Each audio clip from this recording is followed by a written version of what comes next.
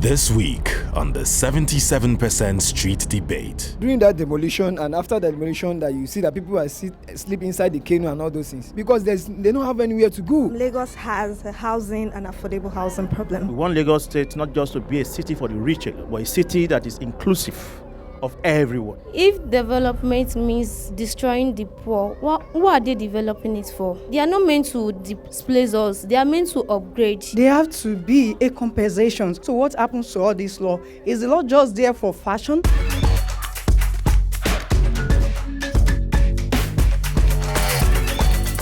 Hello and welcome back to the 77% Street Debate. My name is Edith Kimani and this week we are in the mega city of Lagos, home to a century-old settlement. And the people here of Makoko, where we are suddenly at loggerheads with the local government here because of disruptions with their living. And so today we are here to find out, can a mega city like Lagos continue to expand and grow without dislocating its most vulnerable? Who better to answer this question for me than some Lagosians? And I want to start with somebody who actually grew up here, who knows about this community really well. Wada, this is where you grew up. Tell me about where we are for the person who has never heard of Makoko. If I may say that Makoko has come to be in 19th century. Then after that, Makoko is peace after revolution. If I'm saying that, I'm telling the meaning of Makoko. Makoko is when anybody has done something wrong, we do what? We go on with, we call it Oma. Then that is why we call it Mahoto. We call it Mahoto, not Makoko. It was the white people that come to Lagos, come to Makoko and said, no, the name has to be changed. That is how the name changed to Makoko. So a very old community full of history, and something special is that this community is on water. I know that right now we're on land, but all around us, the buildings are on stilts. But recently, there were demolitions here. Tell me what happened. In case of that demolition, and you look at it, that government was trying to create another imagination behind themselves, meaning that they have in mind of selling out this large community. This is a waterfront community. They were having in mind of selling out this community to rich men so that they hand them some money. Now look at me, that you cannot ever take fish from the water and put it on the ground. What will happen to that fish? The next thing that it will die. So that is why we in Makoko community, we live on water, and here's our business. Our business move close to the water because our forefathers, they all the way trace their background all the way from Badagry in 19th century, looking for water side, where to start with the fishing business, because the nature of the people here, the nature of the business is fishing. Yeah, and we can see all around us, the smoke that's wafting behind us is actually people who are smoking fish. But this is not the first time that there were demolitions here in Makoko, and the government has said that the reason why they were pushing people back was because you are under power lines. What do you think about that? To me, I think that they want to use that power line, setback from power line, to encroach this place, to take this place from us. Now, the government started with 30 meters away from the power line, and the same government all to start 50 meters away from power line. Now it's 100 meters. And they have encroached more than 530 meters. Why government, if you want to be a real government, true government, once you say A, stand on A. When you say B, stand on it. Speak the truth. Say the truth. Yeah, so Hassan is a civil rights activist and you've been campaigning around this issue for a long time. You understand it clearly. Wada here saying you can't take a fish out of water, but if the government says move, what recourse do they have? For the people of Makoko and people of vulnerable communities like this, when government tells them to move from an area they have known for their entire lifetime, they actually have no recourse. And that's why you have this crisis of homelessness across Lagos State, because elsewhere in Lagos belongs to someone. We want Lagos State not just to be a city for the rich alone, but a city that is inclusive of everyone. And that is only possible with development that takes care of all social classes. So we'll come to what needs to be done in a second, but let's just try and understand the problem a little bit better, because I do not want to be living somewhere where I'm at risk of being electrocuted. So is there a real public safety concern here? There was at a point, but what government did was to use that as an excuse to move in bulldozers to obliterate the entire community. And it's very graphic. Where we are right now, you can see the so-called power line. The structures under the power line were no more than 10 meters. But when the government moved in on December 23rd, they demolished all of the structures under the power line and then began to move into the community. By January, the government had already demolished over 500 meters. So what that means is that, the whole idea of, public safety was simply an excuse. The community, however, never disagreed with the need for public safety. In fact, when the government came in December last year and said that they needed to remove structures under the power line, the community agreed with them and went on to even measure the area under the power line that needs to be demolished. What has happened in Makoko is a government using the safety means to try and push the people away from a community that they have called their own for more than 100 years. Yeah. So public safety is something that is important to Makoko people. So also is sanitation. So also is waste disposal. Okay. So we'll come to the challenges that face this community. But Wada, I just want to come back to you because the images that we saw coming out of those demolitions looked very violent. People were allegedly sleeping in canoes. What happened in the wake of those demolitions and how did it affect the community here? During that demolition and after the demolition, that you see that people are sleep inside the canoe and all those things. Because they don't have anywhere to go. They don't have anywhere to go. Once you don't have anywhere to go, what the next thing? We are looking at, let me just have a shelter on my own. I put shelter on the boat. I could have myself a rest and no place to go. Nowhere to go. So with that, you see that it affects our people here in Makoko greatly. That they can't have it. Some people also, they were going to Tomorrow and they can't live in that place because they new land to them.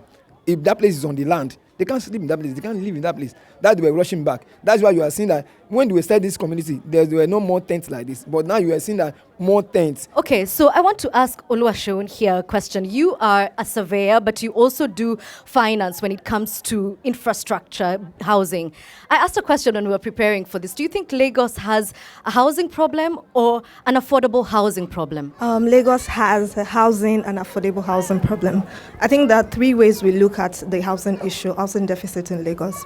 We look at it in terms of availability, we look at it in terms of accessibility, we look at it in terms of affordability.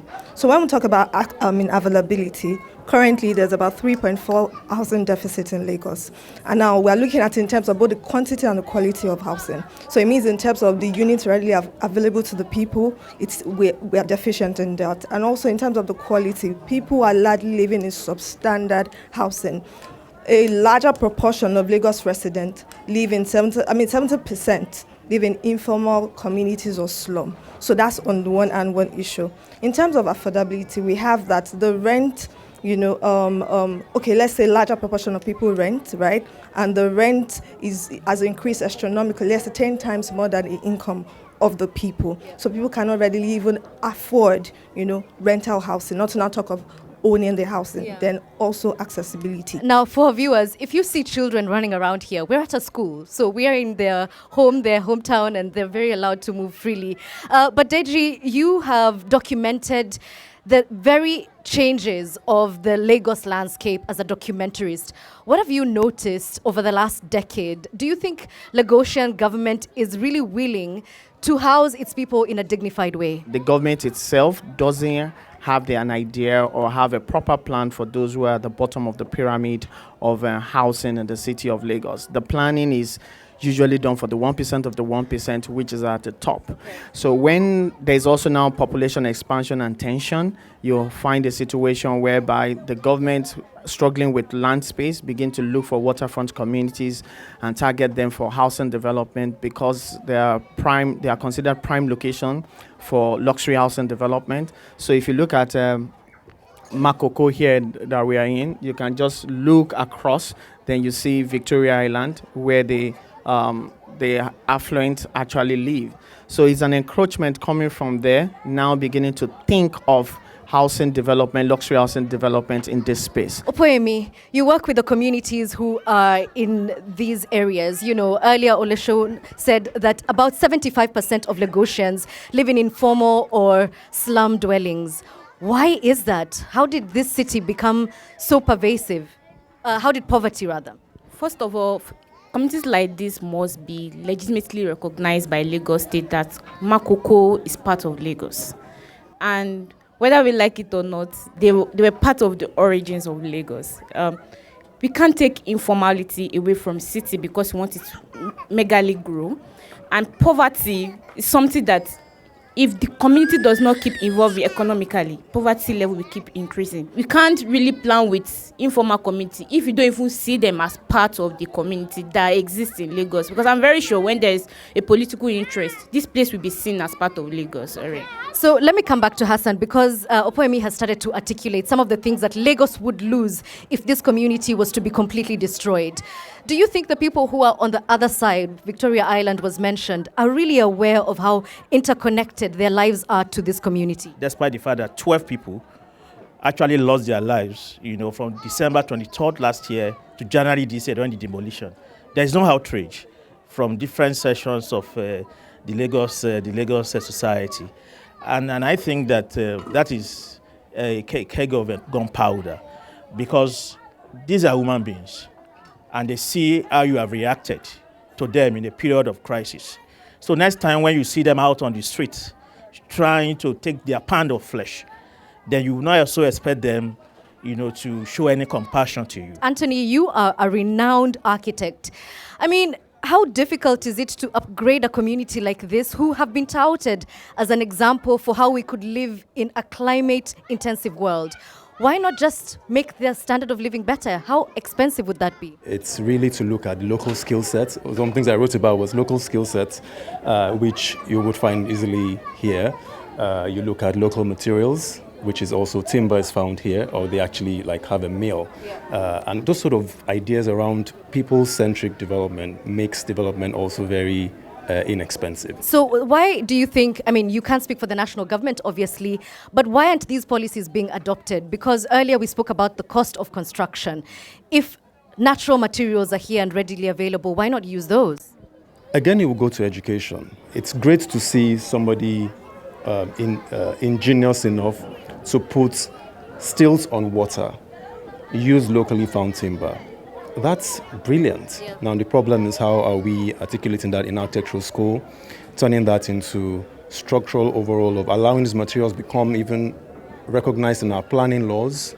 So they're not recognized? Not recognized. Okay. So, Anthony, I want you to explain this to me like I am a stupid child. What are you saying? That the law does not allow you to pick up timber and build a house? Let me just say it this way. Just a few months ago, I was going to do some research at the University of Lagos. And what I found was that the civil engineers who footprint our drawings as architects are trained to use British standards. And I've said all of that to say that there is a whole pipeline of local materials that have no recognition in the pantheon of, the way we should build, what is approved for building, and that's one of the problems. Okay. So, hey, wow. Oluwaseun. So, concrete is becoming more expensive, cement, but you're not allowed to use other locally available materials. And then what we are seeing in the market is that there are so many empty luxurious homes. By some reports, about 100,000 empty units. And yet, the demand is here. Why is that? Why aren't people building homes that people here can live in? It's true that what we have predominantly here are luxurious apartments. And I think that it's a need for developers to face reality. That there are actually real demand beyond luxurious housing. There's a demand for housing. And any investor who is coming and the idea you have in mind is a typical one you see on the island, then you're missing the market. Because in fact, a larger proportion of people who need housing are not those in search. There's no way out. And it's not just for the people who are at the bottom of the pyramid, as somebody put it, it's also people who are middle income earners. Now, Deji, a colleague of ours was actually saying to me that he had to move from the island because the rent prices are so astronomical. And then I heard that in this country, you're expected to pay rent a year in advance. Please tell me about that. So the common rental pattern is annual rental payment, and rent increase has kind of surged in the city of Lagos. People having over 300% increase in their rent lately. So this just brings for the challenge of housing in the city of Lagos. Now, obviously, there is a regulator in this country who's supposed to be addressing all these issues. We did contact them. And then they blocked us. They blocked our producer, they blocked our stringer here, and so yeah, that's where we're at now. So despite the fact that we've been blocked, we're still here. And we want to understand from you, Bisola, because you're attacking this from a justice perspective, right? What does the society lose by trying to exclude one group of people, especially using housing? Let me use this popular phrase. They say, plan with us, don't plan for us. In a situation whereby a demolition become, a forced demolition become the prior notice that the government are actually using to take his own people out of where they belong, is actually crazy stuff. We actually have this law. Those laws are actually set for us to follow. Once there is a need for a government or any private sector to use a space, there have to be adequate notice. There have to be a resettlement plan. There have to be a compensation. So what happens to all this law? Is the law just there for fashion? No. The law is there for government and the other people to also obey and respect. So why are they not respecting the law? And there is a project for Water City, and we're trying to see what we can do. But the question here is that, do they actually involve the people that matters? Okay. Let me ask, Wada, have you been involved at all in the planning of the, I've heard it called upgrading, I've heard different languages used. Have you been asked for your opinion? Having said that, what you ask now is what... just tell me, have you been asked for your opinion? No. I'm not involved in the plan. Okay. I was not involved in the plan. So do you think that the government is willing to work with the people of Makoko to come up with a solution? Let me hear from the back. I feel like the community have a whole lot of things to offer to the Lagos State as a whole, because like, if you look at the economic, when you try the fish economy, we contribute a lot. So economically, we are contributing to Lagos State. Then why are we being excluded? And if you look, there have actually been a whole lot of investment or like donation toward the development of the slum community. And if you look around the whole of the, rather than taking the people out, why don't you build around or like integrate people into your master plans?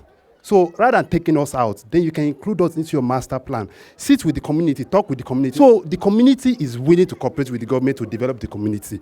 But the community should come to talking table. Then we have round table, we talk about this thing. What did the government want? What can we do to actually support this development? Rather than for them thinking they can take us out of the community into somewhere, it won't work. All right. So do you believe the government when they say that they want to develop this area? Do you think the government has your best interest at heart? Let me hear. Government never had us in their plan. Lagos State never had us in their plan.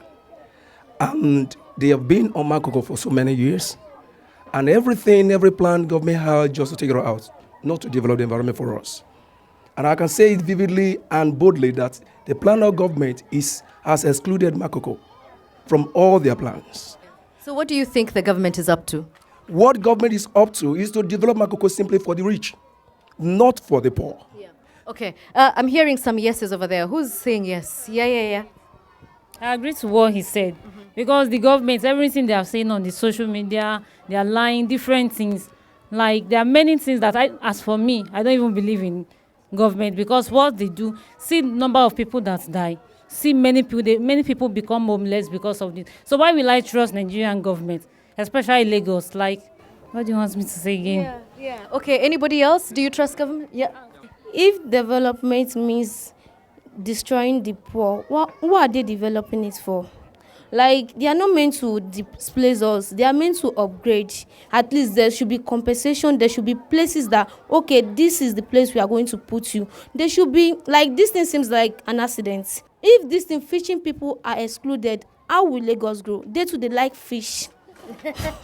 Yeah, so they'll definitely lose their biggest source of protein. All right, let me hear from one more person here. Over the years, government policy has, in other way around, compound the problem that the people faces.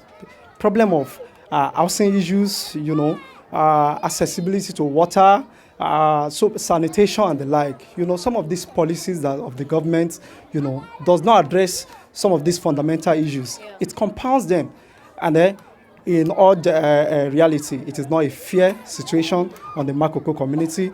And I think what we can do as the people is what we are doing to continue to organize ourselves to resist all of this attack, on our livelihood. And it is until we continue to resist all of this attack that the government can rightly come back to their senses. Okay, all right. So you've already started talking about what could potentially be done to resolve this situation, right? And let me speak to the people who are actually technicians in this field. Anthony, if you had an endless budget, how would you resolve the issue of housing, not just in Makoko, but in the wider Lagos area?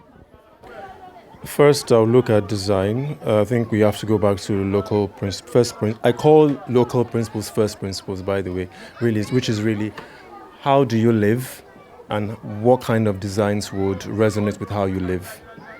So that's the very first thing. So that will be local materials, courtyards to reduce your energy spend, which I have done in the building I've done. It will be ensuring that you also have materials within within reach while you're doing those things. So that's one. The second thing will be for me, what I said earlier, which is we need to structurally overhaul how we can allow more local thinking, local materials, make it through to approval level, because people don't see that in the end, if we don't get approvals for these buildings or these great designs, by the planning authorities, then it's really going nowhere. And then finally is really to look at policy, because we cannot also, I really think deeply about, I know there's proposals around the world where people have done things like offering, because there's a problem why there's affordability and supply. It's really the fact that government has stepped away from providing housing, and then private capital has come in. And so we have to incentivize private developers to introduce quotas for the marginalized, 25 to 30%. I'll be arguing for more compact housing and also legislating laws that allow compact housing work, because we need to have all these mixes of income classes in one community. You obviously have some solutions because you're already working on some of them. So what do you think needs to be done to improve the living situation? I think aside co-creation, they've said partnership, but is it really about partnership? Because developers comes in hijack, build houses that are not affordable to the community. When we are partnering, we need to define why we are partnering. And the community needs to know it's for them. And also, these private developers are coming to upgrade. So in planning, there's something called upgrading rehabilitation plans. This is already an existing plan, whether we like it or not. It's just for us to make it dignified, for people to be able to live in, because housing without security, without dignity, is just shelter. Yeah. And in co-creating these solutions, the partners or developer or private individuals, even government that are coming, needs to understand the source of income of these people that reside there and how they adapt to their environment. All right, Hassan, what do you think should happen? Well, I think we have to hit the nail on the head, which is that we face the current crisis in Makoko and across Lagos State because the government since the early 90s has adopted a philosophy, that government do not have business in public education, in housing and all of that. So the driving seat of development has been handed over to the private sector. Decades after, we see the result, we see the disaster. 3.4 million shortage of housing in Lagos State. Meanwhile, almost all of the materials for building exist in this country. We need to say that the government must drop this neoliberal capitalist idea of development. We need a people-centered developmental approach that sees housing, for instance, as a right that must be guaranteed for everyone, regardless of their social status or their economic power. Yeah. And that means, for instance, first and foremost, governments will return back to that policy of building low-cost housing, low-cost, affordable, but yet standard and modern. Right. And also, saving these kind of communities is also an essential part of that. There are 300,000 people here. If you demolish and evict them, you add to the crisis of housing. But if government upgrades this place and go back to the original vision of the Water City initiative, then we'll be solving the housing crisis in Lagos one step at a time. Thank you, Hassan. Wada, I did start with you and I'd like to end with you, seeing as you're hosting us here. What does the community need in order to keep thriving and also live in dignity? Our community here is a very great community because I was born and brought up and I'm still living in Makoko community. I love that. I love Makoko community. Now, what we need in our community, We just want government to come to the round table to discuss with us. This livelihood, this is how we are living. This nature of our job, our business, our occupations. Look around. Like what our brother is, if you take us from this place, you tarnish the image of people who are also in education and all that. How will they survive in improving the education of that child? It's very, very difficult for that. So power of government, you need to be educated. These are the rights. It's our rights. We need to be educated. We are right to shelter. We are right to really food, to be fed. Okay. So if those things are still our rights, government, why are you denying us our rights? That's a good question, Wada, and it's a good place for us to end. At the beginning of this debate, I did ask if it's possible for a mega city like Lagos to continue expanding without dislocating its most vulnerable. The answers we've heard here are definitely yes. But the bigger question is the Lagos state or is the nation of Nigeria willing to do that? I don't know. Well, thank you for watching. Bye-bye.